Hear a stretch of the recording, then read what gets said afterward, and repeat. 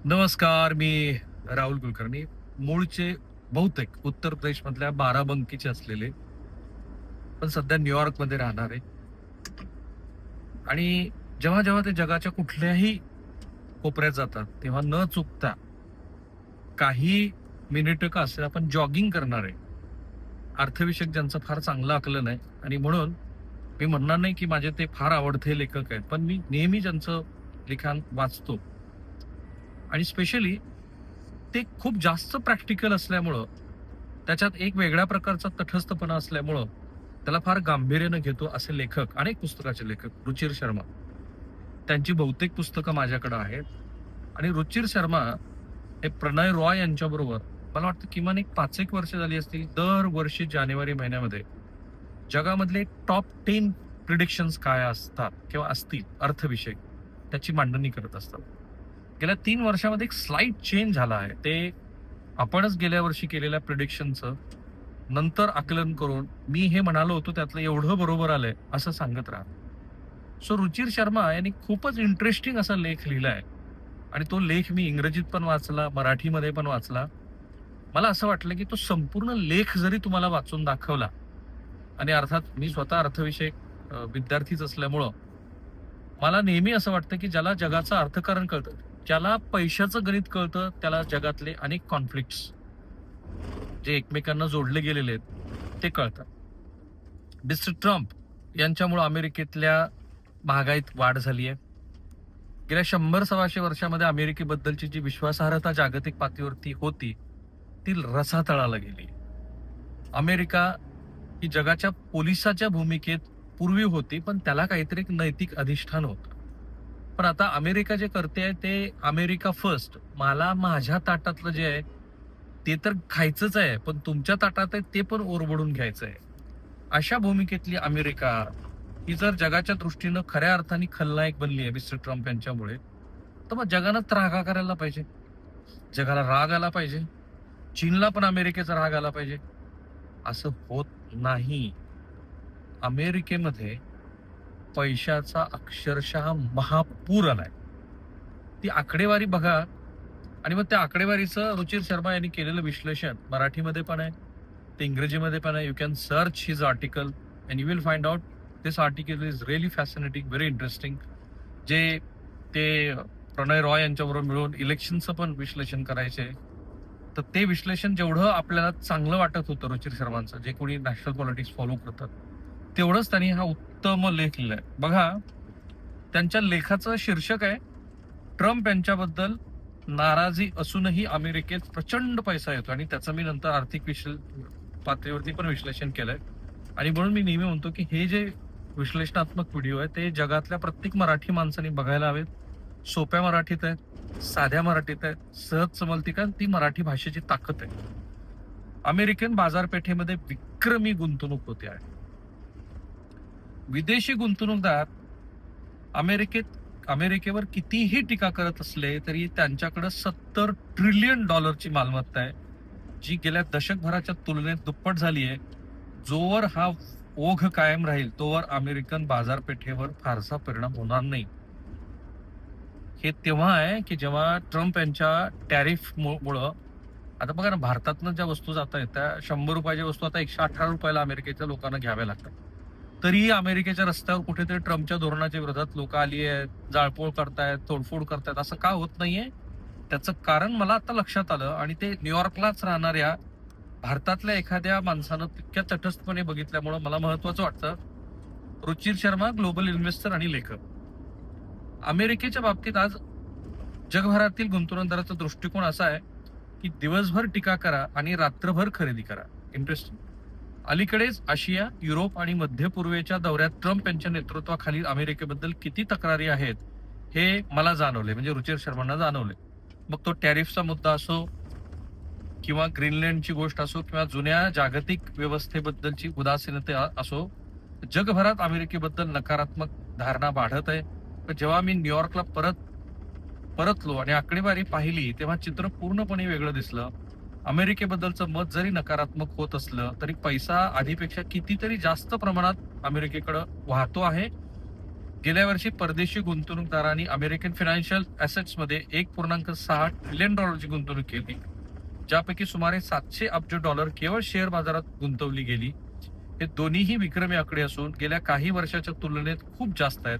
American corporate बॉन्डच्या बाबतीत हाच कल दिसून येतो, जिथे परदेशी खरेदीत लक्षणीय वाढ झाली आहे. आता तुम्ही बघा, रुचिर शर्मानी जे म्हटलं की अमेरिकेबद्दलची नकारात्मक भावना प्रचंड दिसते सगळीकडे जगाच्या कोपऱ्यात. 100 भारतीयांना विचारा, 100 पैकी किंवा 99 लोक म्हणतील की अमेरिका ही आपली शत्रू आहे. शत्रू नाही म्हणाले तर प्रतिस्पर्धी आहे. प्रतिस्पर्धी नाही म्हणाले तर ट्रम्प हे मूर्ख आहे म्हणतील, किंवा तसं नाही म्हणाले तर ट्रम्पची अमेरिका ही सगळ्यात जास्त स्वार्थी राष्ट्र आहे असं म्हणेल. एवढी नकारात्मकता आपल्या देशासह जगभरात असताना रुचिर शर्माची ही मांडणी फार युनिक आहे. का आहे? आकडेवारी पण त्यांनी दिली. मग प्रश्न असा पडतो की ज्या देशाबद्दल उघडपणे नाराजी व्यक्त केली जाते आहे, जिथे इतकी गुंतवणूक का होते आहे, याचं एक कारण म्हणजे इनर्शिया, म्हणजे जडत्व किंवा पर्यायच नाही. 2008च्या जागतिक आर्थिक संकटानंतर आतापर्यंत अमेरिकेची कामगिरी जगातील बहुतांश देशापेक्षा सरस राहिली आहे. गुंतवणूकदार नेहमीच मागील कामगिरीचा मागोवा घेतात. प्रचंड आकारमान आणि लिक्विडिटीमुळे सध्या अमेरिकन बाजारपेठेला कोणताही पर्याय नाही असं त्यांनी गृहीत धरलंय. पण त्याच्यापेक्षा आणखीन एक गोष्ट आहे जी अदृश्य आहे, जी अशी बाब आहे की ज्या अदृश्य बाबीमुळं अमेरिकेमध्ये मोठ्या प्रमाणामध्ये गुंतवणूक होते. अर्थात मी हे पुन्हा CNN, BBC, Guardian, New York Times याच्याबद्दलचे सगळे लेखांचे तपशील काढून मग मला लक्षात आलं की रुचिर शर्मा यांच्या लेखाला जोडून आणखी काही मुद्दे आहेत की ज्याचं विश्लेषण व्हायला हवं. जग अजूनही तंत्रज्ञान क्षेत्रातील अमेरिकेच्या आघाडीनं प्रभावित आहे. युरोपियन गुंतवणूकदार दीर्घकाळापासून अमेरिकन टेक शेअर्समध्ये उत्साही खरेदीदार राहिले आहेत. परंतु गेल्या वर्षी अमेरिकन शेअर बाजारात परदेशी गुंतवणुकीचा सर्वात मोठा स्रोत दक्षिण कोरिया होता. या देशात अमेरिका किंवा AI शी संबंधित मालमत्तेबद्दल प्रचंड आकर्षण आहे. दक्षिण कोरिया. भारतातही हा कल दिसून येतो आहे. 2025 मध्ये भारतीयांनी परदेशात प्रवास, शिक्षण, भेटवस्तू यासारख्या सर्व श्रेणीवर गेल्या वर्षीच्या तुलनेत कमी खर्च केला, परंतु पोर्टफोलिओ गुंतवणुकीत 60% अधिक वाढ नोंदवली गेली. सरकारनं गुंतवणुकीच्या मर्यादा शिथिल केल्यामुळं भारतीयांसाठी परदेशी फायनान्शियल ॲसेट्स खरेदी करणं सोपं झालं आहे आणि या गुंतवणुकीचा धक्कादायक 99% हिस्सा अमेरिकेत जातो. कॅन यू बिलीव्ह दिस? की भारतीयांनी अमेरिकेच्या शेअर बाजारामध्ये इतकी गुंतवणूक केली की त्याच्या 100 रुपयापैकी 99 रुपये गुंतवणुकीचे ते एकट्या अमेरिकेत गुंतवणूक करतात. याचा मोठा भाग अमेरिकेकडे जातो. याचा मोठा भाग अमेरिकन एक्सचेंज ट्रेडेड फंड्स मध्ये जातो, पण सर्वात मोठा वाटा थेट अमेरिकन कंपनीच्या शेअर्समध्ये गुंतवला जातो. विशेषतः AI क्रांतीच्या केंद्रस्थानी असलेल्या मोठ्या टेक कंपन्यांमध्ये बाजारपेठेतील कल कायमस्वरूपी नसतात आणि म्हणून दिवसभर ठिकाणी रात्रभर खरेदी करण्याची सवयही त्याला अपवादात्मक नाहीये. अमेरिकेतील AI शेअर्समध्ये जे वेळ आहे ते अस्तित्वाबद्दल प्रश्न उभा करतं. AIच्या शर्यतीत कोणत्या कंपन्या विजयी होतील हे स्पष्ट नाहीये. त्या अमेरिकनच असतील याचीही खात्री नाहीये. चीनही आपण स्पर्धा करतोय हे दिसतंय, तरी सुद्धा अमेरिकेमध्ये एवढ्या मोठ्या प्रमाणामध्ये गुंतवणूक होती. आता मी हे आणखीन सोपं करायचं ठरवलं. या लेखाचा आणि आतापर्यंतचं जे काही वेगळ्या जे जागतिक माध्यमामध्ये लिहिलं गेलंय, तर ह्या लेखातल्या आकडेवारीचा आणि असं का झालं ह्याचा एक सारांश मी काढला. आता या लेखातली आकडेवारी का महत्वाची आहे, तर विदेशी गुंतवणूक, ज्याला फॉरेन इन्व्हेस्टमेंट म्हणतात, ती मी जी काही माहिती घेतली ती 1.6 ट्रिलियन नाहीये, तर जवळपास 215 लाख कोटी रुपये, $2.6 ट्रिलियन.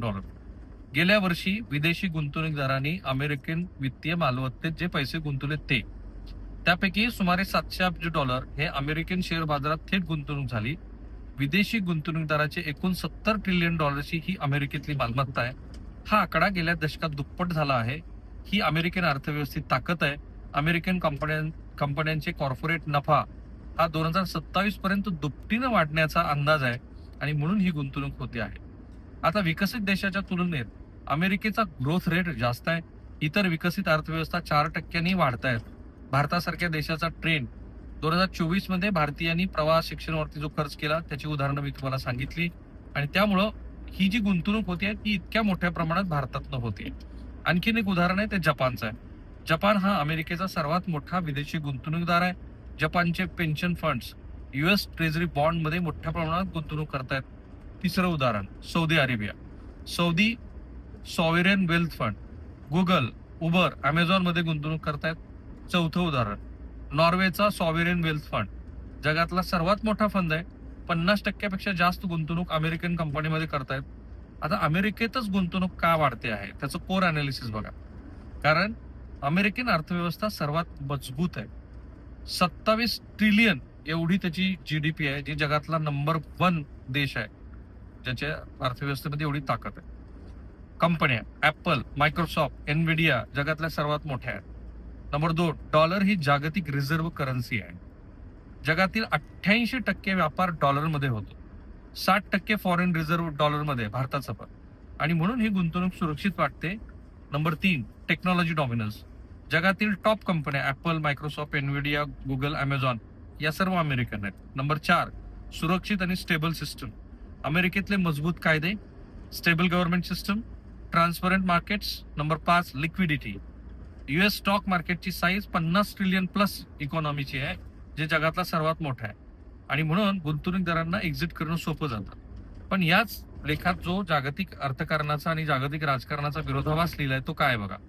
फॉरेन इन्व्हेस्टर म्हणतात की ट्रम्प यांच्या पॉलिसीज रिस्की आहेत, पण तरीही युएस मध्ये गुंतवणूक वाढते, कारण profit is more important than politics.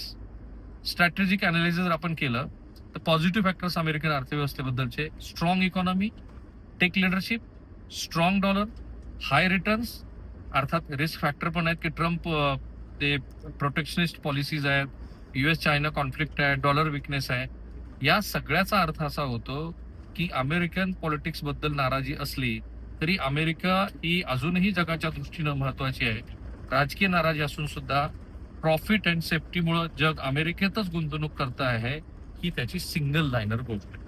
हे मी का सांगितलं तर आपला अमेरिकेबरोबरचा जो आता करार झाला, त्या करारानंतर भारतामध्ये खूप टीका होत आहेत, पण मुख्यत्वे त्या शेतीविषयक धोरणाबद्दल. आणि माझं पण तेच मत आहे की हे सरकार काहीतरी लपवतंय. मोदी सरकार खास करून शेतीविषयक धोरणामध्ये काहीतरी लपवाछपी सुरू आहे. ते कळेल ज्या वेळेला पूर्ण डिटेल्स येतील.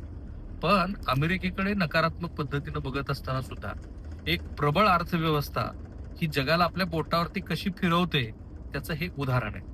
आणि त्यामुळे मिस्टर ट्रम्प यांचा हा दुसरा राष्ट्राध्यक्ष पदाचा कालखंड संपला फॉर्च्युनेटली जगाच्या, की अमेरिकेच्या राष्ट्राध्यक्षाला 2च वेळेच्या राष्ट्राध्यक्ष होण्याची संधी, अर्थात 3ऱ्या वेळेसाठी ट्रम्प प्रयत्न करतात अशी चर्चा आहे. होईल का नाही मला माहित नाही.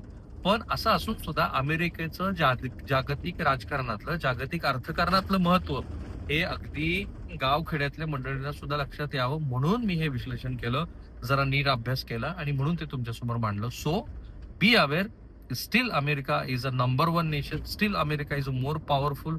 आणि म्हणून जगाच्या राजकारणात अमेरिकेचं जे आढळ स्थान आहे ते यामुळे आहे की तंत्रज्ञान, डॉलर आणि अमेरिकेमध्ये गेलेल्या सगळ्या हुशार माणसांनी तयार केलेली अर्थव्यवस्था. थांबूया आपण इथे.